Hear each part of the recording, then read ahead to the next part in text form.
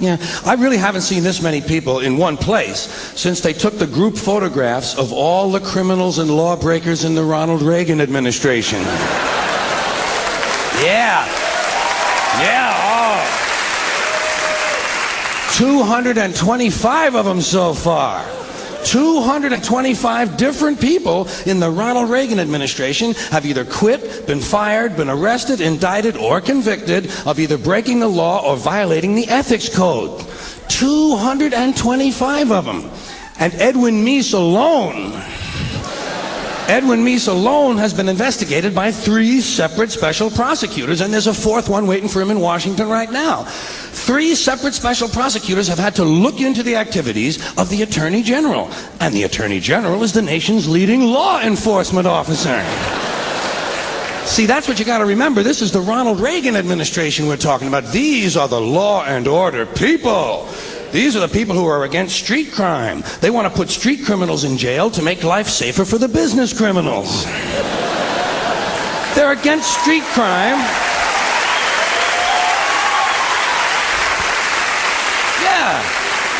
Yeah, they're against street crime, providing that street isn't Wall Street. And the Supreme Court decided about a year ago that it's all right to put people in jail now if we just think they're going to commit a crime. It's called preventive detention. All you got to do now is just think they're going to commit a crime. Well, if we'd have known this shit 7 or 8 years ago, we could have put a bunch of these Republican motherfuckers directly into prison.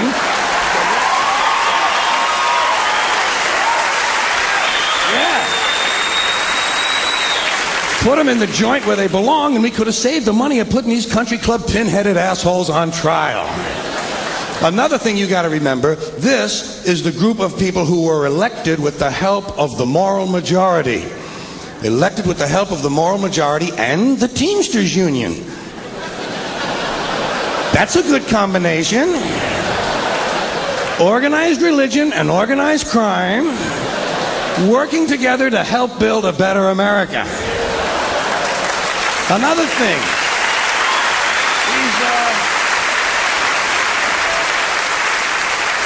Keep in mind, these Reagan people are the ones that were going to get government off our backs. Remember that? That was the rhetoric of the 1980 campaign. We'll get government off your backs and out of your lives. Yeah, but they still want to tell you what magazines you can read, and they still want to tell you what rock lyrics you can listen to, and they still want to force your kids to pray in school, and they still want to tell you what you can say on the radio. The FCC, the Federal Communications Commission, decided all by itself that radio and television were the only 2 parts of American life not protected by the free speech provisions of the First Amendment to the Constitution. I'd like to repeat that because it sounds vaguely important.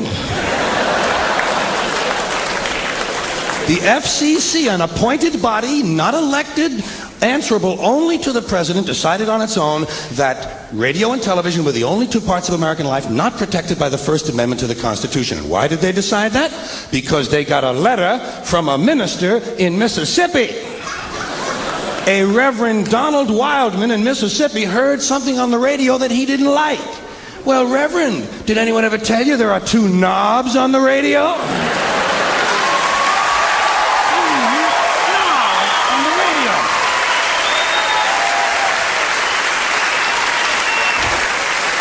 Of course, I'm sure the Reverend isn't that comfortable with anything that has 2 knobs on it.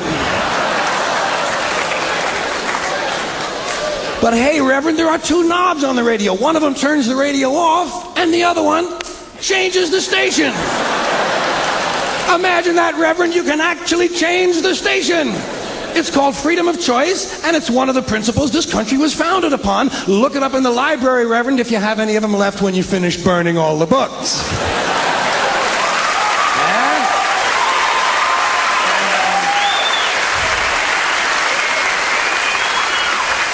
And I don't know how you feel about it, but I am getting pretty sick and tired of these fucking church people.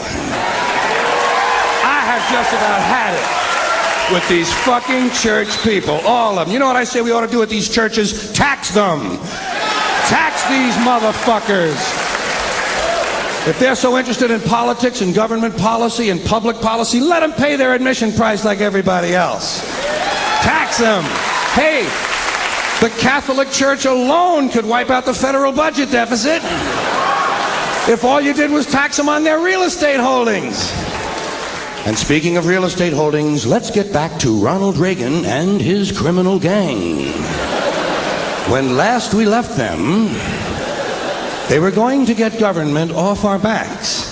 Yeah, but when it comes to abortion, they don't mind government being in a woman's uterus, do they?